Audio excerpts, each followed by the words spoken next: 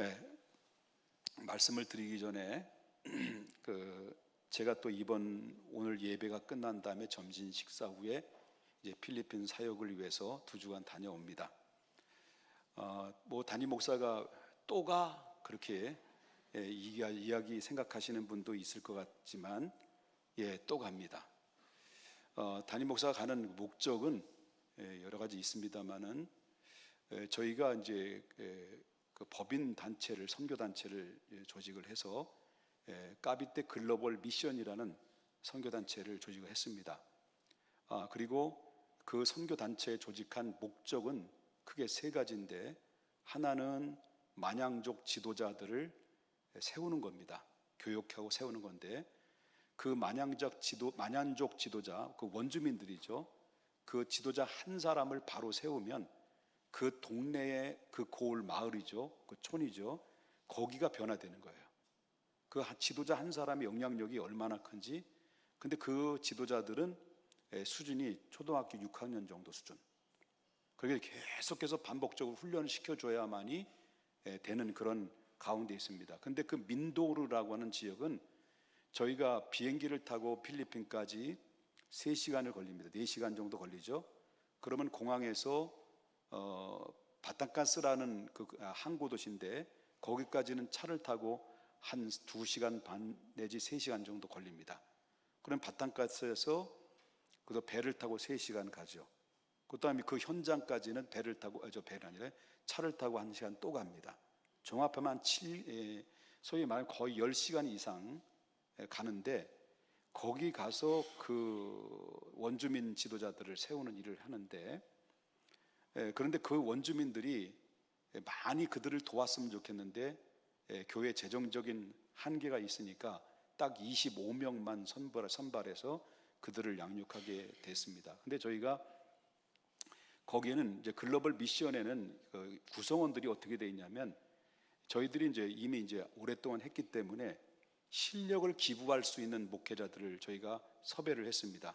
그래서 이번 2분을 데려온데, 프린스턴 대학의 유학파 다 졸업한 젊은 40대, 그 다음에 서울대학 졸업을 하고 또 하버드 대학에 석사학위를 받고 또 서울대학에 와서 박사학위를 받은 그런 40대 젊은 목사님들을 영입을 해서 저희들은 이렇게 관리하고 이제 물질적인 문제를 제공한다면, 그분들은 실력을 기부해서 신학적인 토양과 말씀의 토양을 잘 그들이 공급할 수 있도록, 그래서 시너지 효과를 더 발휘할 수 있도록 저희들이 그 일을 하고 있습니다. 그러니까 만양족들이 한 사람의 지도자가 바로 서면 그 마을 전체가 살게 되면 바로 그 마을은 점점점 계몽이 되는 그런 일들이 지금 우리가 속속에 한 해 때마다 느껴지고 있습니다. 근데 그 일들을 누가 하느냐? 한국교회에서 안 하고 있습니다. 모든 세계교회도 안 합니다. 왜? 거리가 멀고 굉장히 노가다 선교이기 때문에, 바로 체력 소모가 많이 있고 노가다 선교이기 때문에 그 일들을 하지 않지만, 저희들이 그 일을 하는 이유는 그들이 한 사람이 세워지면 그 마을 사람들이 바뀌어지는 것을 우리가 목격을 하고 있기 때문에 그렇습니다. 우리 1년에 한 번씩 1월 달이면 단기 선교를 가면 매마다 그 마을들이 달라져가는 모습들을 보듯이 그런 모습을 봅니다. 또 한 가지는 한국에서 파송받은 그 선교사님들이 계십니다.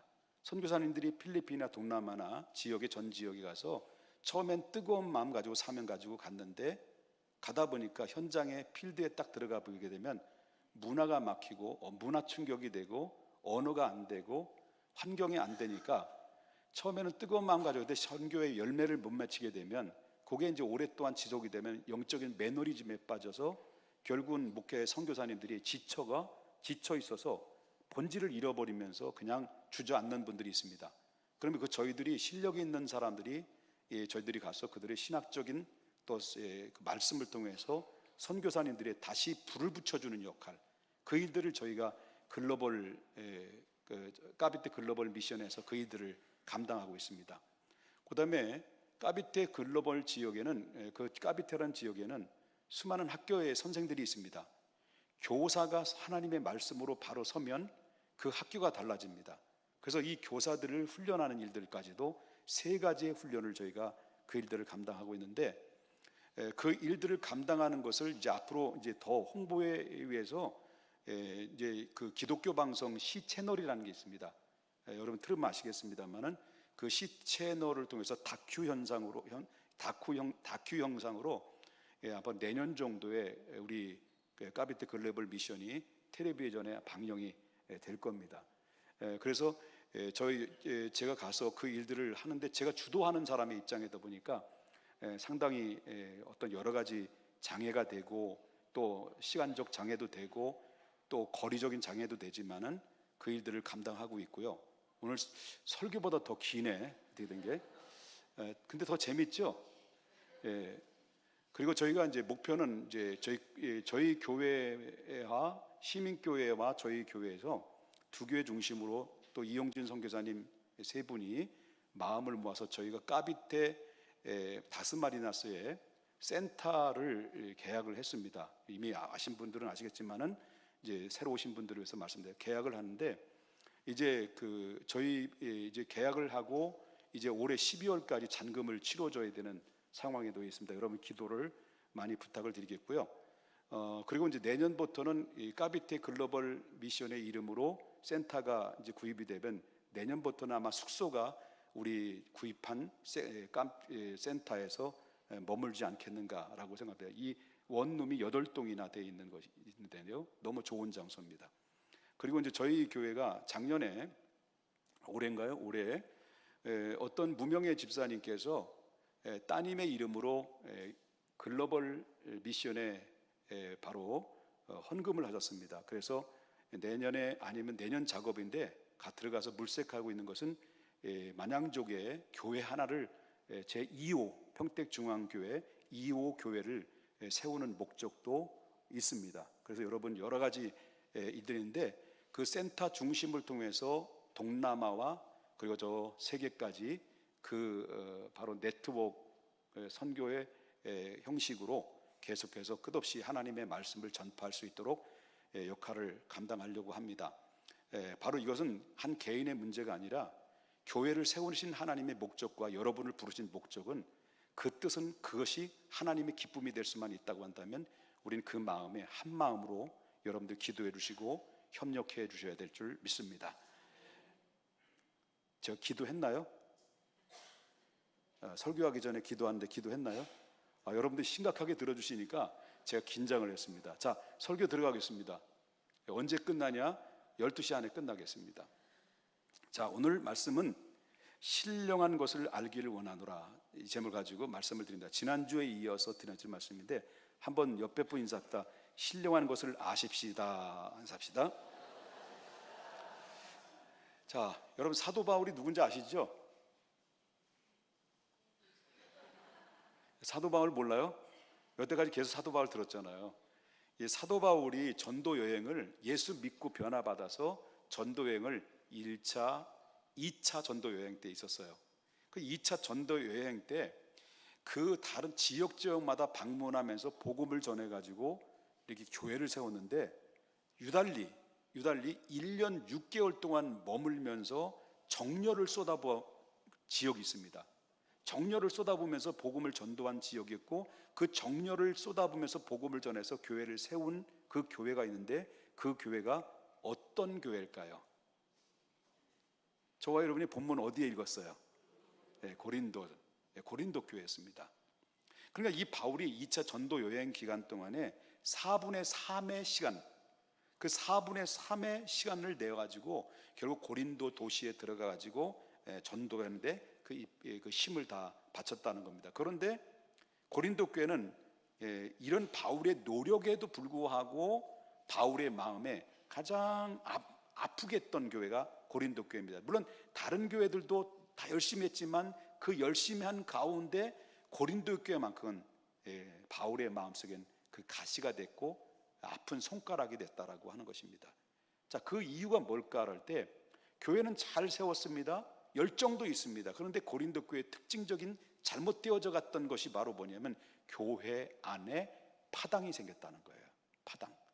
그냥 오늘날도 그런 현상들을 쉽게 찾아볼 수 있잖아요. 한국 교회에서도요. 이 파벌 문제가 상당히 심각했다라고 하는 겁니다. 그래서 그 네 파로 나눠졌는데 게바파, 바울파, 바나바파, 그다음에 예수파.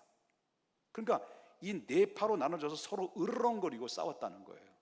그리고 그뿐만 아니라 이교도의 관습에 젖은 거예요. 이교도, 소위 말한다면 에베소나 고린도 지역에는 그 우상이 판을 치는데, 그뿐만 아니라 이교도의 이 영향을 받아가지고 고린도 교회 안에 음행을 저질렀다는 거예요.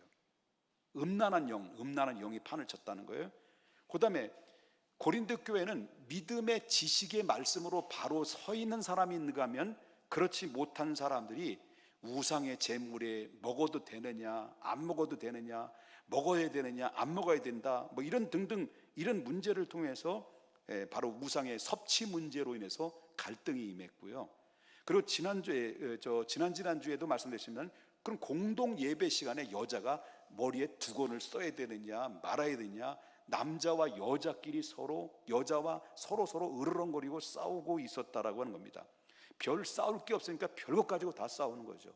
거기에다 뭐냐면, 고린도 교회 안에는 여러분 알다시피 지난주에 말씀드렸습니다마는 음식을 각 가정에서 해가지고 오잖아요. 그리고 음식을 나눠 먹어. 이걸 애찬이라고 그러거든요.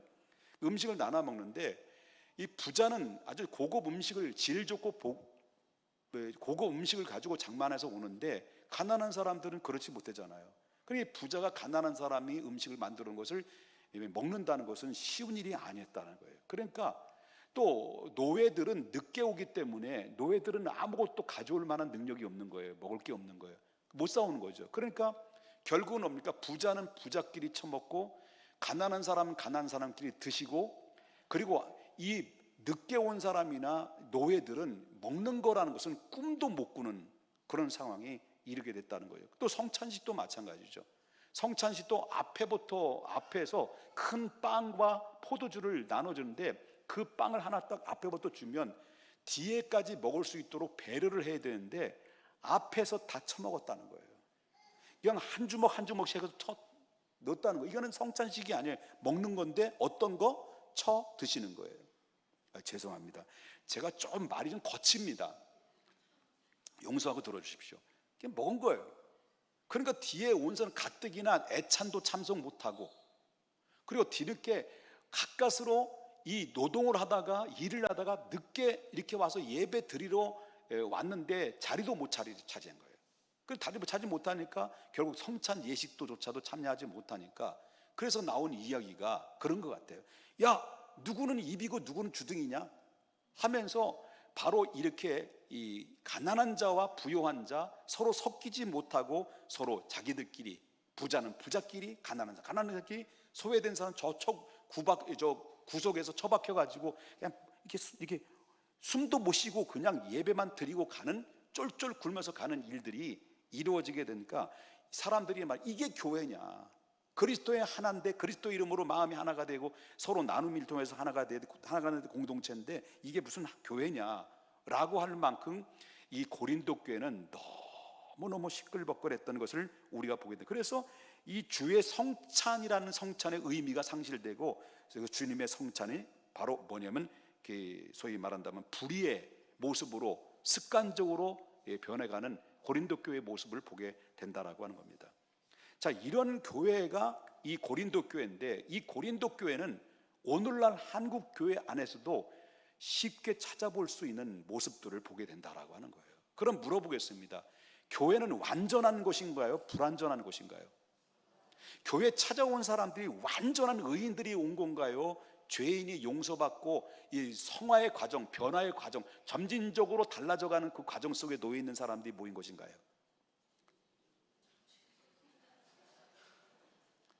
뭐라고 궁시렁궁시렁 소리가 나는데, 전자예요, 후자예요? 이게 무슨? 그러니까 이 고린도 교회는 여기서 만족하지 않았어요. 거기서 또 한술 더 뜬 게 있는데, 그게 바로 바울의 마음을 아프게 하는 건데요. 그게 바로 뭐냐면, 여전히 믿음의 아버지라고 할 수 있는 바울의 마음을 더 아프게 한 것은, 그것은 오늘 본문에 언급된 내용입니다. 그것이 바로 뭐냐면 성령의 은사의 문제였어요. 자, 이 고린도라는 지역에는, 고린도 교회는 아주 뜨거웠어요. 문제는 많았지만 사람 마음의 심리적 상태, 이 감정적, 소위 말한다면 감성이 너무나 뜨겁다 보니까 성령의 역사가 뜨겁게 나타났습니다. 그런데 그렇게 뜨겁게 나타날 수밖에 없었던 이유가 뭐냐라고 말할 때, 그 고린도 지역적인 것과 그 사람들의 삶의 성향을 보면 알 수가 있는데, 그 고린도라는 지역에는 지중해 해상의 교통이 완전히 자유롭게 움직이는 중심 지역이었습니다. 그렇기 때문에 중심 지역이었는데, 그런데 지중해 각처에서 많은 민족들이 그 안에서 몰려들어서 같이 기거하고 있는데, 예를 들면 로마의 추방 명령이 떨어져서 이 로마에 살고 있었던 디아스포라 유대인들은 가로 이렇게 쫓고 저렇게 쫓기다 보니까 고린도라는 지역까지 찾아와서 거기서 정착을 하게 됐다라고 하는 겁니다. 그런데 함께 모이던 이 소위 말한다면 이 혼혈족들이 전부 다 집합 장소라고 할 수 있는 것이죠. 근데 그래서 이 모펫이라고 하는 사람이 이 고린도의 사회 분위기에 대해서 이렇게 이야기를 했습니다. 뭐라고 하냐면, 고린도는 헬라의 지식과 학문의 발달한 도시로서의 상상할 수가 없다. 도시로서는 상상할 수가 없다. 그들 가운데 조용하고 아주 집착하게 말하는 자는 아무도 없다. 그저 고린도는 하루 종일 고함 소리와 그 다음에 뒤섞인 그런 흥정의 소리가 시작돼 가지고 싸움판으로 끝나는 것이 바로 고린도 지역이다. 그리고 사람들이다. 이렇게 평가를 했어요. 무엇을 의미하냐면, 고린도 사람들은 격정적이고 감정적인 이 성격을 단면에 보여주는 그런 사례라고 볼 수가 있다라고 하는 것입니다. 한마디로 표현한다고 한다면, 이 고린도 교회 안에는 소위 말하는 성질이 개팍스럽고 그리고 더럽기에 짝이 없다라는 것을 보게 된다라고 하는 겁니다. 이런 정서 속에서 교회가 세워진 교회가 어떤 교회예요? 고린도 교회라는 거예요. 그러니까 이 고린도 교회 성도들을 보면 자동적으로 뭡니까? 그들의 근성을, 수준을 보면 안 봐도 먹힌 겁니다. 그래서 여러분 보시면 냄비의 근성이 있고 뚝배기 근성이 있다고 해요. 냄비의 근성이 뭐냐, 뚝배기 근성이 뭐냐? 냄비 근성은 저 같은 거예요. 어디 외국에 갔다 오면, 일본에 갔다 오면 갔다 오자마자 뭘 부르면 교과서를 펴요. 일본어 교과서. 나 일본 공부를 해야지. 와타시노 우찌와 찌찌또 아니 또 이모토노 고닌 가족고 데스 하이 소 데스 만능시다 아리마시다. 거기까지요. 3일이면 끝. 캐나다 갔다 왔는데 또 뭘 뒤졌겠을까요? 제가 영어 책을 뒤졌습니다. 스카치 테프 앤드 프라이팬. 이게 뚝배기 신앙이 뭐냐? 뚝배기 근성이 뭐냐? 한번 붙들면 끝을 내는 거예요. 제가 누굽니까? 제가 뚝배기 아닙니까? 생긴 것도 뚝배기처럼 생겼지 않습니까? 제가 뚝배기니까 30년 동안 버텼지. 그렇잖아요? 그런데 신앙도 마찬가지예요. 신앙도 잘 많이 들어서 알겠습니다. 냄비 신앙이 있고 뚝배기 신앙이 있어요. 냄비 신앙은 끓다가 꺼진, 끓었다 꺼졌다 끓었다 끓었다, 이런 냄비 신앙이에요. 뚝배기 신앙은요, 교회 왔는지 안 왔는지 몰라. 웬만한 분들은 담임 목사는 딱 보면 알거든요. 누가 왔는지 안 왔는지 몰라. 근데 조용히 왔다 조용히 가는데 어떤 주의 영광이 드러나는 데 있어서는 보이지 않게 은밀한 가운데 저력을 과시하는 사람들, 이런 사람들이 뭡니까? 뚝배기 신앙이에요. 뭐 나타나지도 않아. 에? 이런 사람들이 있다는 거예요. 옆에 분 인사하십시다. 당신은 냄비입니까? 뚝배기입니까? 자, 그러니까 이 고린도 사람들은 성량상으로 볼 땐 뜨거운 거예요. 막 바락 끓는 거예요. 그러니까 이 다른 지역에 있는 교회들 성도들보다는, 그래서 뭐도 나타났습니까? 그냥 하나님 앞에 은사를 달라고 하는데 우리 뚝배기는 뭐 어떻습니까? 주여. 근데 이 냄비, 이 근성인 이 고린도 교회는 주여 하면서 주의를 해. 주의 달라고, 지휘, 달라고, 하나님 막 은사 달라고, 막 하나님 능력 달라고 막 그러는 거예요. 이게 바로 고린도 교회의 성령. 자, 그러니까 어떤 일이 벌어지냐면 막 열정적이고 뜨겁게 하나님 앞에 매달리고 기도하다 보니까 은사가 막 나타나는 거예요.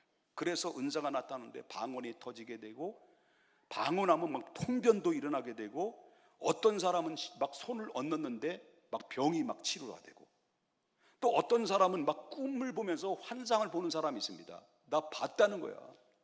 그래서 고린도 교회 사람들은 막 방언도 쭈쭈빠빠랄라, 그리고 또 뭐 할렐루야, 코카콜라 뭐 등등 하면서, 거기에 따라서 뭐 코카콜라는 뭐냐면 뭐 또 이게 뭐까지예요? 이 통변까지예요. 기적이 일어납니다. 이적이 일어납니다. 표적이 막 일어나게 됩니다. 이런 은사들이 막 쏟아지게 되는데, 여기까지는 좋아요. 이게 정상이죠. 교회는 우리가, 저와 여러분이 예수 그리스도를 믿으면 하나님의 은사가 각자에게 나타나게 돼 있어요. 사모하는 자들에게. 아멘 안 해도 성경 그렇게 이야기하고 있어요.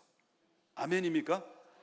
자, 그런데 여기까지는 좋았는데 고린도 교회 문제는 바로 뭐냐면, 그들이 받은 성령의 은사가, 내가 받은 은사가 강하다는 거예요. 내가 받은 은사가 최고다라는 거예요. 너는 핫발이다는 거예요. 막 고린도 교회인들이 정신이 없어요. 골치 아파. 그러니까 뭐 파당이 있지, 또 뭐 번거지를 쓰냐 안 쓰냐, 음식을 먹느냐 안 먹느냐, 또 음란의 행위가 있지, 할 것 다 하면서 성령의 은사를 달라, 은사 줬는데 자기가 받은 은사가 최고, 너는 핫발이다, 서로 비교 평가절하 하고, 이 서로 자기가 받은 은사가 최고라고 여기면서 이 자랑을 했다는 겁니다. 그래서 이런 성령의 은사가 질서를 가지고 하나님의 덕을 끼치기 위해서 하나님이 주신 거건데, 여러분, 하나님이 여러분들 주신 은사가 뭡니까? 하나님 재능이 뭡니까? 교회에 덕을 끼치고 교회를 세우고 하나님 나라를 세우고 그 하나님의 기쁨이 되기 위해서 하나님 우리에게 값진 선물로 주셨는데, 그 은사를 무질서 속에 무분별하게 사용을 하다 보니까 교회는 그만큼 어지러워지는 일들이 생기겠다. 그 중에서도 뭐냐? 방언의 문제. 방언. 나중에 얘기가 나오겠습니다. 방언에 대해. 그래서 사도 바울은 여기에 대해서 아주 흥분과 이 망상에 빠져 있는 이 교회가 막 어지럽게 되는 상황에 있다 보니까 경고할 필요성이 있겠다. 그래서 경고하기 위해서 경고의 내용과 바로 성령의 은사를, 바로 신령한 것이 무엇인가를 바로 체계적으로 잘 각인시켜주기 위해서 오늘 본문의 말씀을 통해서 바로 이야기를 해주고 있는 내용입니다. 그 중에 첫 번째가 바로 뭐냐면, 신령한 것을, 신령한 현상들에 대해서 이야기를 하는데, 이제 첫 번째 시작하면 언제 끝나나? 12시 안에 다 끝납니다. 걱정하지 마시고요. 자, 1절을 뭐라고 얘기합니까? 바울이 1절 뭐랍니까? 형제들이라는 것은 그때 당시 얘기지만 우리에게도 속한 거겠죠, 그죠? 우리가 알아야 될 말씀이죠. 우리에게 말씀하신 건 오뽀가라고 이제 읽는 거예요. 여러분 제 이름 부르지 말고 오뽀가라는 거, 여러분 이름 불러가면요. 자, 읽겠습니다. 시작. 오뽀가 신령한 것에 대한 나는 오뽀기 네가 알지 못하기를 원치 아니하노라. 이건 쉽게 말한다면 신령한 것에 대해서 네가 바로 알아라, 그런 얘기죠. 오뽀가, 그죠? 뭐 대답이 없어요. 그 맞는 얘기예요? 틀린 얘기예요? 신령한 것을 알라는 거예요? 모르라는 거예요? 알라고 하는 거예요. 그럼 여기서 신령한 것이라는 게 뭘까? 신령한 것은 헬라어로 보니까 뭐라고 써있냐면 푸뉴마티콘. 푸뉴마티콘. 잘 읽어야지 또 무식하다고 또. 자, 푸뉴마티콘이라는 것은 뭘 의미하냐면요, 은사를 소유한 사람. 이게 바로 신령한이라는 거예요. 그러면 이 신령한 은사는 인간의 논리로는요, 이건 설명할 수 없는 초월적인 능력이에요. 여러분 믿으셔야 됩니다. 여러분들은 예수님이 누구예요? 한번 큰 소리로 좀 해봅시다. 예수님은 여러분들은 누구예요? 정말 의심하지 않습니까? 그렇다면 주는 그리스도시요 살아계신 하나님의 아들입니다 라고 할 때, 그 하나님의 아들로서 우리 하나님께 간구하고 하나님 앞에 기도하면 하나님 여러분들의 각자에게 세상 사람들이, 세상의 지식으로 똑똑한 사람들이 이해할 수 없고 납득할 수 없는 신비로운 하나님 영적인 세계가 여러분들은 열리게 돼 있어요. 정말 하나님의 자녀라고 한다면 이거는요 인간의 논리와 설명을 통해서 초월적인 그 나타난 현상들은 못 설명해요. 이것은 바로 뭐냐면 하나님의 자녀들에게만 주시는 하나님의 역사와 체험인데 아무리 똑똑해도 모른다는 거예요. 그런데 이 세상에는 신령한 세계와 영적인 영계의 세계가 있다는 것을 우리는 그것부터 먼저 알아라고 하는 겁니다. 믿습니까? 영계의 세계에 있다는 거예요. 영계의 세계. 둘째는요 2절 보겠습니다. 2절. 너희도 알거니와 너희가 어떤 때 있을 때, 그럼 이거 이방인으로 있을 때는 예수 믿기 전에요, 예수 믿고 난 다음에요? 예수 믿기 전이죠. 이방인으로 있을 때 우리가 누구의 질질 끌려다녔다는 거예요? 말 못하는 우상에게로 끄는 그대로 우리는 끌려다녔던 인생들이다. 바울이 그렇게 얘기해요. 끌려다녔던 인생. 그건 뭘 말하냐면 우상에는 신비로운 현상을 통해서 사람들을 미혹한다는 거예요. 우상은 매력이 있어요. 사람을 끌어들이는 매력이 있어요. 여러분 보다시피 신문을 보신 분, 옛날 신문 보신, 지금은 있는지 모르겠습니다. 신문을 보게 되면 한 모퉁이에 오늘의 운세, 돼지, 개 뭐 등등 그림이 그려져 있잖아. 그죠? 그 보신 분 지금 안 나와요? 지금도 나오죠. 근데 왜 안 본 척해? 아니 나도 봤는데 왜 안 본 척했냐는 거예요. 나도 오늘의 운세를 봤어요. 설교 잘한다고 그러더라고. 자, 오늘의 운세 이렇게 나온단 말이에요. 그러면 오늘의 운세를 나오는데 우리나라를 보게 되면 어느 정도냐, 어느 정도 미개하냐, 영적으로, 영적인 세계에서 미개하냐 할 때, 여러분 우리 알다시피 우리가 무궁화 위성을 발사를 했잖아. 그죠? 발사를 할 때 발사하기 직전에 무슨 짓을 한 줄 아세요? 그 과학자들이, 그 똑똑하다는 그 과학자들이 차려놓고 웃는 돼지, 그게 5만 원 더 비싼 거, 웃는 돼지 올려놓고 고사를 지냈대. 그걸 미국 사람들이 보고 얼마나 웃었는지 모른다는 거예요. 웃었다는 거예요, 미국 사람들이. 야, 아이러니 아닙니까? 이 과학자들이, 똑똑한 과학자들이, 아니 위성 쌓아 올리기 전에 상다리에다가 웃는 돼지 올려놓고 고사를 지냈다? 너무 아이러니예요. 여러분 보세요. 정치하는 사람들이 상당수가 선거철 되면 어디로 가는 줄 아세요? 교회 아니면 교회 와요. 왜 오는 줄 아세요? 예수 믿으려고 오지가 아니라, 그건 뭐 상상을 맡기고요. 선거철만 되면 유명한 점쟁이들 만나려고 줄을 쫙 했다는 거예요. 여러분 다 아시겠습니다만 선거철 되면 그 내가 당선될까요 말까요, 이걸 물어본다는 거예요. 그리고 어느 정도면 우리나라의 국가 축구대표 감독 같은 경우는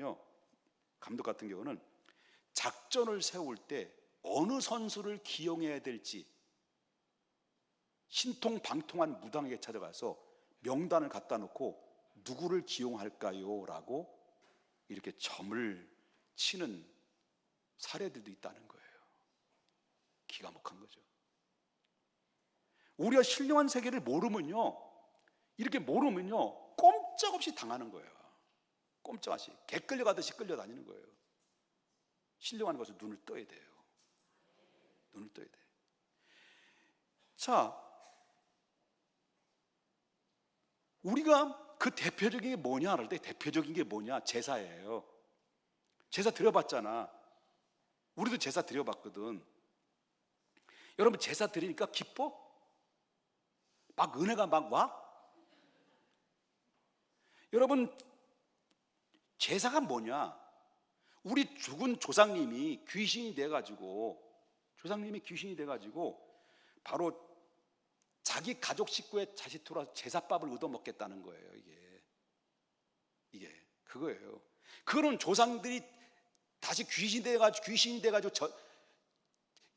이 가족께 찾아와가지고 제사밥을 얻어먹겠다는 건데, 이거를 이 후손들이, 살아있는 후손들이, 그러면 이 조상님을 잘 섬겨야 아무 탈도 없고 우리 후손들이 이렇게 잘 될 것이다라는 기대감을 가지고 제사를 열심히 정성을 다해 드려요.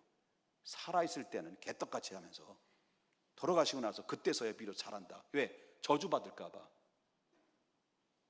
이런 사례. 얼핏 하면 그게 맞는 것 같아. 될 것 같아. 그러나 조상이 거기 온다고, 조상이 귀신이 돼 그 가정에 다시 온다고 누가 그런 소리를 했느냐? 귀신이 신나라 까먹은 소리 한 거예요. 그 얘기가 귀신들이 신나라 까먹은 소리 한 거라는 거예요. 귀신이 했지. 그래서 거기에는 귀신의 말을 누구를 통해 전달하느냐? 귀신이 신들린 무당에게 전달해가지고, 신들린 무당을 통해서 죽은 조상을 잘 섬겨야만이, 그래야만이 바로 떠돌아다니는 이 자기를 숭배하는 그런 이 조상들이 노를 받지 않고, 노를 당하지 않고 결국 어떻습니까? 우리 화를 당하지 않는다는 거예요. 그래서 제사를 잘 드려라. 그래서 제사밥을 얻어먹고 간다. 그래야. 이런 말들은요, 누가 만들어낸 거냐면요, 바로 귀신들이 만들어낸 장난이에요. 그걸 알아야 돼요. 저 어린 시절에,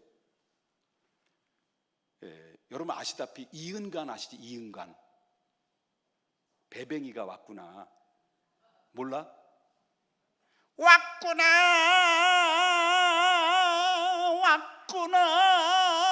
배뱅이가 왔구나. 불쌍히 죽어 황천 같던 배뱅이 혼신 평양 사는 박수무당의 몸을 빌고 입을 빌고 오늘날 왔소이다. 우리 어머니 하면서 우리 어머님이 그 방송을 계속 트는 거야. 듣다 보면 무당 데려가지고 막 붓판을 벌리면 우리 어머님은 신이 들릴까 말까 그분이 오셨다 말았다 오셨다 들었다 나갔다 하셔서 30cm 이상 뛰면서 여기서부터 벌쩍 뛰어다니면서 나도 덩달아 뛰었던 사람이에요. 이게 바로 제사와 구판 벌어지는 사건입니다. 근데 여러분요, 부처를 떠도는 귀신이 육체도 없는데 밥을 어떻게 먹어? 그것도 1년에 한 차례씩. 밥 숟가락 푹 꽂아놨는데 드시옵소서 하는데 밥이 흔적 보이지, 없어야 되지. 왜 그대로야? 아니야, 속지 말아야 돼요. 그래서 사람들 거기 끌려다니는 거예요. 그럼 우리가 꼭 알아야 될 것은, 이런 신령한 세계를 모르면 우린 그냥 바보처럼 끌려다니는 거예요. 그래서 나온 유명한 복음성가 있잖아요. 난 참 바보처럼 살았군요. 난 참 바보처럼 살았군요. 어디에 바보처럼? 질질 끌려다니면서 우상에. 이게 우리의 인생이에요. 하나님을 모르는, 신령한 세계를 모르면 이렇게 끌려다니는 거죠. 그 영적인 이 세계란 그렇게 무질서한 세계가 아니라는 걸 알아야 돼요. 여러분 알다시피 사람이 죽어서 귀신이 해서 구천을 떠들어?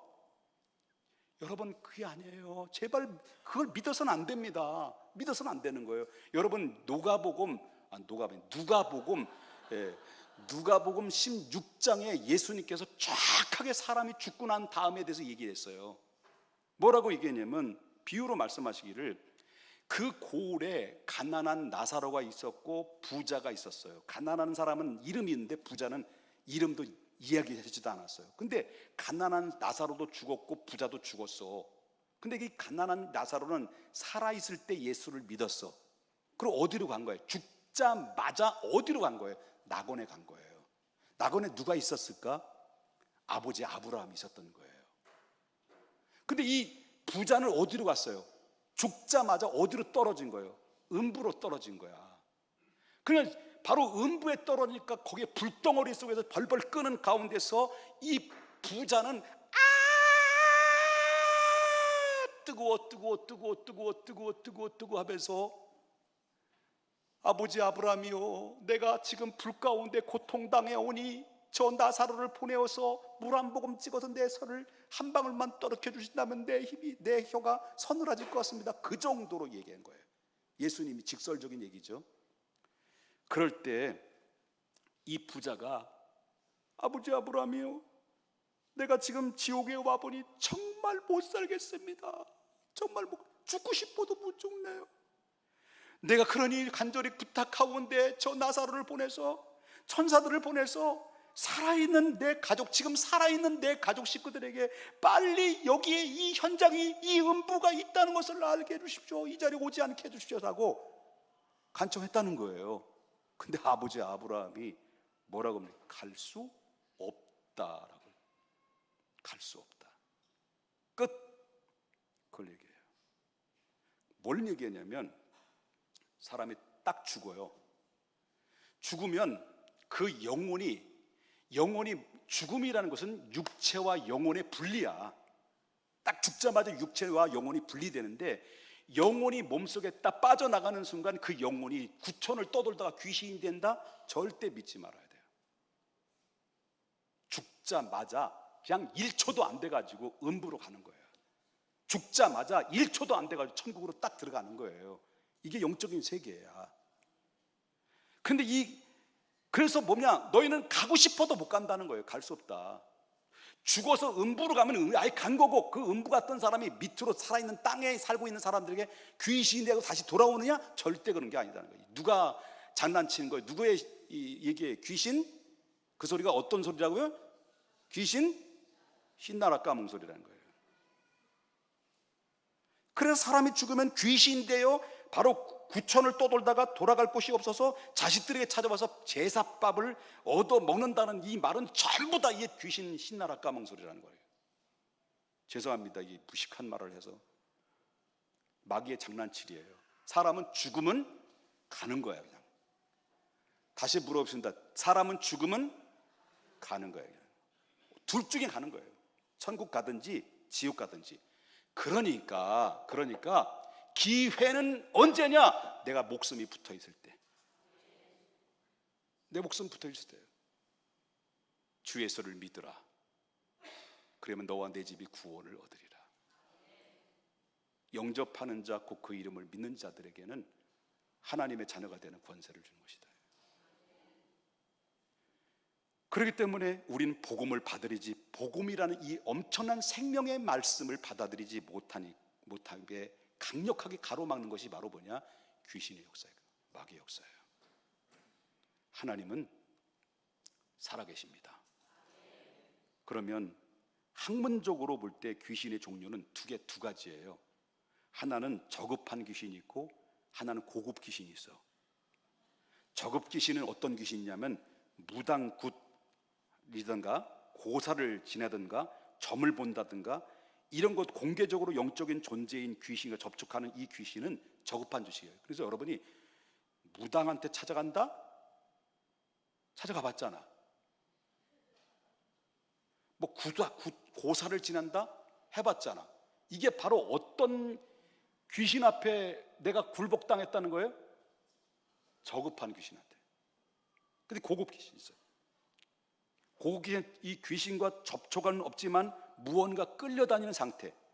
그래서 정욕에 물들고 향락의 노예가 되고 돈의 노름에 노예가 되고, 그리고 미쳐버리고 무엇인가 알코올이나 게임이나 음란에 중독이 되고, 그리고 또한 이렇게 잘못된 논리에 빠져 나오지 못해서 질질질 끌려다니는 이 상태를 바로 고급 귀신의 상태다.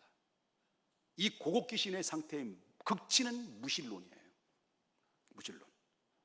신을 부정하는 것 같지만, 그러나 사실은 그 고차원적인 악령의 역사들이 그 안에서 물밑에서 우리 사람들의 영혼을 혼미케 만든다라고 하는 것입니다. 이것이 맞는지 아닌지 그거를 측정할 수 있는 비결이 뭘까? 그게 바로 세 번째, 초가 됐네.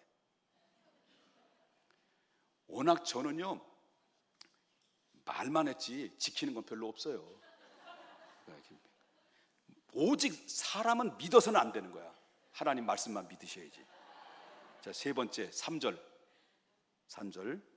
다 같이 읽겠습니다. 시작. 그러므로 내가 너에게 알리노니 하나님의 영으로 말하는 자는 누구든지 예수를 저주할 자라 하지 아니하고 또 성령으로 아니하고는 누구든지 예수를 주시라 하시니. 그 신령한 것이 뭐냐? 신령한 것이 뭐냐면요, 저와 여러분이 예수님을 고백하는 거예요. 그게 신령한 비밀이에요. 예수님 안에 비밀이 담겨져 있어요. 이 세상에서 가장 아름답고 위대한 기적 중의 기적은요, 다른 게 없어요. 성령으로 감동이 돼서 예수님을 나의 구주로 영접해서 하나님의 자녀가 된 게 기적이에요. 근데 놀라운 사실은 뭐냐면, 내가 예수님을 믿고 믿어지게 되는 것은 내 힘과 내 능력 밖이에요. 내 힘으로 되는 게 아니에요. 인력으로 되는 것이 아니에요. 너 예수 믿어? 안 믿어? 너 예수 안 믿으면 죽어? 그래도 안 믿어지는 거 어떻게 해? 죽어도 안 믿어지는 거 어떻게 해요? 그 물어보겠습니다. 여러분들은 예수님 믿어지시나요? 여러분 믿으시나요? 그런데 믿음은 내 능력이 아니라 믿음은 하나님이 우리를 향해 성령을 통해서 주시는 선물이에요. 이게 신령한 신비가 여기 들어있어요. 자, 그래서 뭐라고 하면 하나님이 영으로 말하는 자는 예수를 저주할 자라 하지 아니하고 성령이 아니고는 누구든지 예수님을 나의 주는 그리스도시요 살아계신 하나님의 아들입니다라고 고백할 수 있다 없다? 없다. 믿습니까? 이 세상에서 가장 위대한 것들이 많이 있지만 가장 위대한 것은 내가 예수님을 믿게 되는 것. 이게 기적이에요. 그래서 우리는 이러한 악한 역사 앞에서 우리가 꼭 기억해야 될 것은 이방인의 화려한 축제나 강력한 신비주의 현상, 또 엄청난 규모의 예식들이 행사하는 거 보십시오. 이들이 특징들은 저 뭐냐면 두려움과 공포를 조성하는 거예요.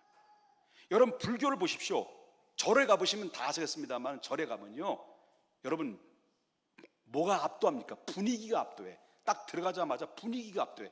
뭐가 있어요? 용이 먼저 튀어나와. 용이 튀어나오고 눈깔이 두 개 눈깔이 막 튀어나와가지고 이게 나오고 뿔이 나오고 막 그래요. 딱 들어가자마자 압도돼요. 이 두려움과 공포. 그러면 딱 거기에 들어가면 그냥 그 자리에 108번뇌야. 그 자리에 108번뇌, 108번뇌. 그건 안 할 수가 없는 거예요. 이런 모든 분위기가 이 두려움과 공포를 조성하는 거예요.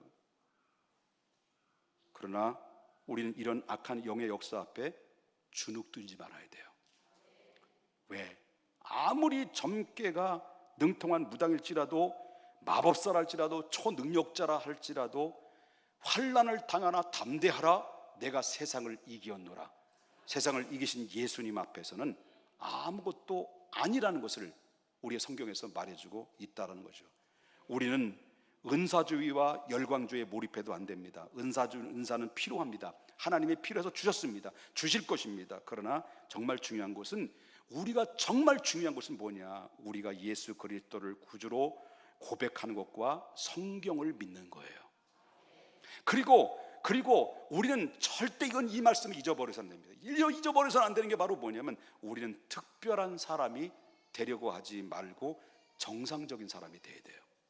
특별한 사람이 되려고 하니까 이만희가 나오는 거고, 특별한 사람이 되려니까 장길자가 나오는 거죠. 여러분 자꾸 특별한 사람이 되려고 하면 교주님들이 막 튀어나오는 거예요. 우리는 하나님의 말씀을 사랑하고 그 안에서 영적인 분별력을 가지고 지성과 그다음에 감성과 의지를 올바르게 사용해서 조화로운 인격을 가진 자로서 정말 하나님 앞에 텅 빈 공간 안에 마귀의 신비주의에 사로잡히지 아니하고 하나님의 말씀 앞에 살아갈 때 그 사람을 하나님이 신령한 사람이라고 평가를 하게 되는 것입니다. 오직 하나님만이 전지전능하신 나의 아버지요 주인이시라는 것을 예수의 이름으로 선포하며 축복합니다.